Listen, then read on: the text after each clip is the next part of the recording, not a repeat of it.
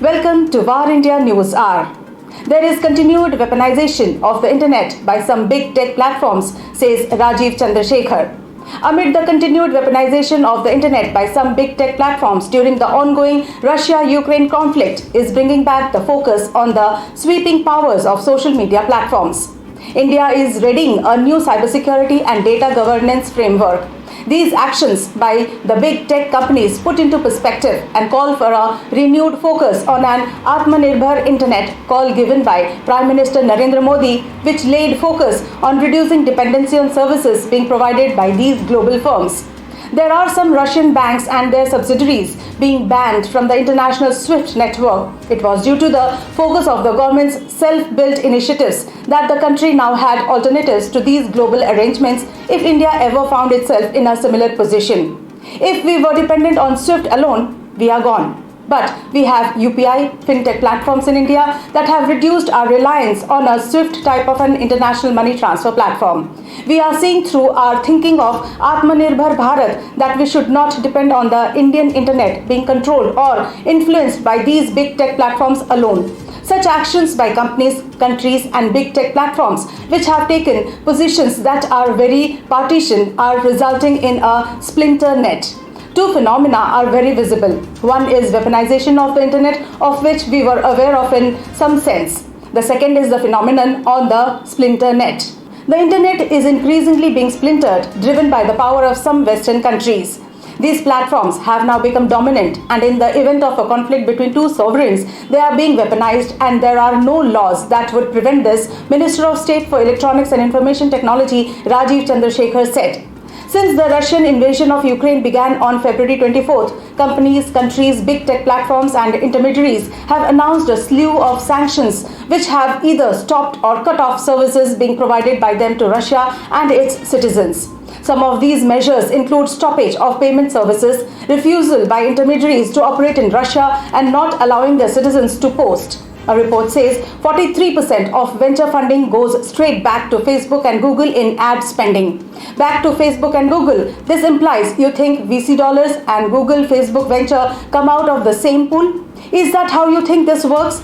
We just keep thinking that Google and Facebook ad spend is no longer effective for early stage startups in competitive markets. So what's next?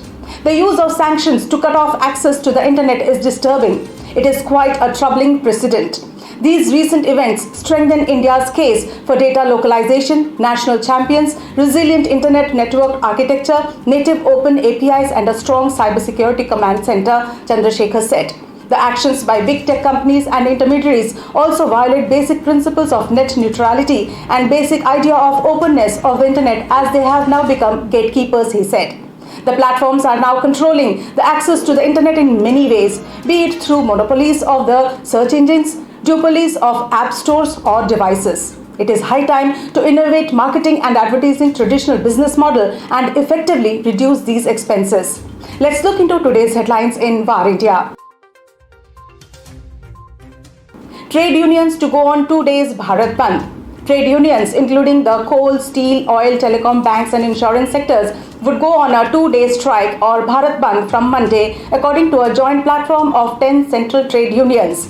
Responding to the call of the other central unions, the Bharatiya Mazdoor Sangh, a central trade union affiliated with the Rashtriya Swayamsevak Sangh, had on March 24th announced that it would not participate in what it called a politically motivated strike. PVR announces partnership with INOX. PVR Limited and INOX Leisure Limited announced a merger and joined hands to emerge as the biggest ever film screening chain in the country. The combined entity will be called PVR INOX. INOX will merge with PVR in a share swap ratio of 3 shares of PVR for every 10 shares of INOX. PVR Chairman Ajay Bijli will be the Managing Director of the combined entity. Chairman of INOX Group, Pawan Kumar Jain, will be appointed as the non-executive chairman of the board. SIDBI acquires 7.84% stake in ONDC. Small Industries Development Bank of India, or SIDBI, has acquired 7.84% stake in Open Public Digital Infrastructure Platform ONDC for Rs 10 crores. SIDBI said that its investment in ONDC will help develop digital infrastructure to democratize digital commerce in the country. ONDC was formed with an objective to create a first-of-its-kind open public digital infrastructure to develop and transform the Indian digital commerce ecosystem for both goods and services. Pharmacopeia to invest in PCM Lab in Hyderabad. United States Pharmacopeia India announced its expansion plans in Hyderabad and said it would be setting up a new continuous manufacturing facility at Genome Valley in Hyderabad with an additional capital investment of $20 million. The state-of-the-art facility in Genome Valley will be equipped with advanced synthetic and analytical capabilities, supporting the development of guidelines for new processors or technologies to address some of the challenges in implementing the continuous manufacturing processes. India's forex reserves dropped by another $2.59 billion.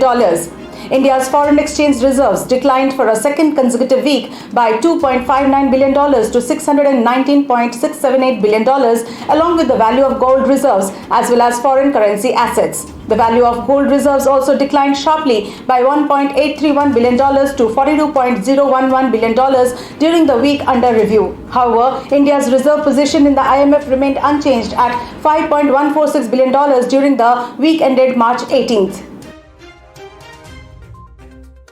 That's all for now. Please like, share, comment and subscribe to VARINDIA News Magazine. You can download the VARINDIA app from Google Play Store and Apple App Store for the latest news and updates. Stay tuned. Thank you.